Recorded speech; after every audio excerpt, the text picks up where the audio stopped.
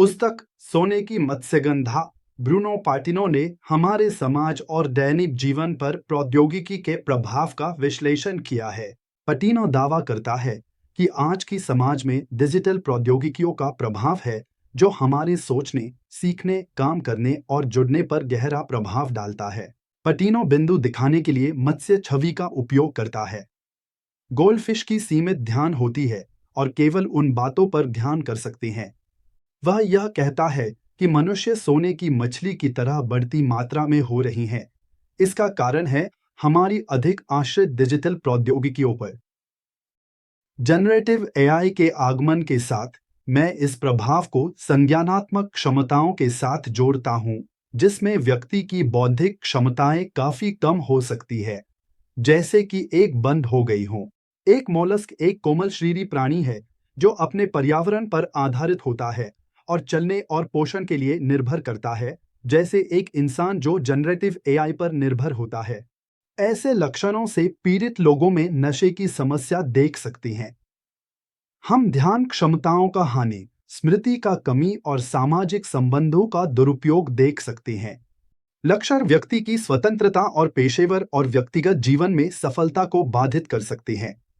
इसलिए generative AI के जोखिमों को कम करने के लिए कदम उठाना महत्वपूर्ण है। इस सब करना संभव है और इन तकनीकों से प्रस्तावित लाभों का उठाते हैं। जनरेटिव कृत्रिम बुद्धिमत्ता दैनिक जीवन में बढ़ती है, जो सामग्री निर्माण के लिए लाभ प्रदान करती है। वीडियो में मैं खतरे पर चर्चा करूंगा जो सबके लिए हो सकते हैं। जनरेटिव एआई का उपयोग करने से बौद्धिक सुस्ती हो सकती है। कुछ उपयोगकर्ता सवालों और समस्याओं के लिए त्वरित उत्तरों पर निर्भर कर सकती है, हल कर सकता है। जनरेटिव एआई हमें ऐसे कार्य सौंप सकते हैं जो महत्वपूर्ण सोच की आवश्यकता होती है, जैसे जानकारी खोजना और विश्लेषण करना। जानते हैं, जनरेटिव एआई प्रामाणिक और प्रेरक सामग्री उत्पन्न करता है जिससे उपयोगकर्ता विश्वास कर सकते हैं। उपयोगकर्ता सूचना के लिए जनरेटिव एआई पर आश्रित हो सकते हैं, जो सूचना का मूल्यांकन और पक्षपात की पहचान कर सकता है। पूर्वाग्रह और प्रशिक्षण पर डेटा के ध्वनियां भी संभव हो सकती हैं। कृत्रिम बुद्धिमत्ता में बबल घटना होती है। भाषा मॉडल सामग्री उत्पन्न करते हैं जो उनके ज्ञान आधार के आधार पर दिया गया है। सामग्री पक्षपातपूर्ण, गंभीरता से या विवरण रहित होती है, तो सामग्री में पक्षपात, खोखलापन, सतही या बहकावे होगी। बबलर के प्रभाव से उत्पन्न सामग्री की स्पेक्ट्रम को सीमित किया जाएगा और उत्पन्न सामग्री एक महत्वपूर्ण बिंदु को कवर नहीं करती। सामग्री जीव बन जाए तो हम विश्लेषण और प्रश्न करने की क्षमता खो देंगे। सौंफ के रूप में बदलने से हम विश्लेषण की क्षमता खो सकते हैं। उपयोगकर्ताओं को पक्षपात और पूर्वाग्रहों से प्रभावित किया जा सकता है, वास्तविकता पर आधारित निर्णयों के लिए ले सकते हैं। जनरेटिव एआई दुष्ट उद्देश्यों के लिए उपयोग हो सकता है, खबरें फैलाना और मत मोड़ना।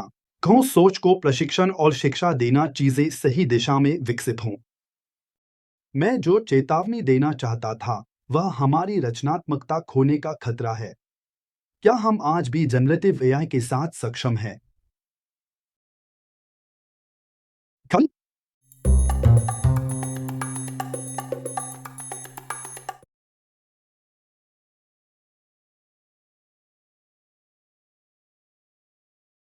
उपयोगकर्ताओं को जनरेटिव एआई के जोखिमों की सूचना और कम करने के तरीके बताएं।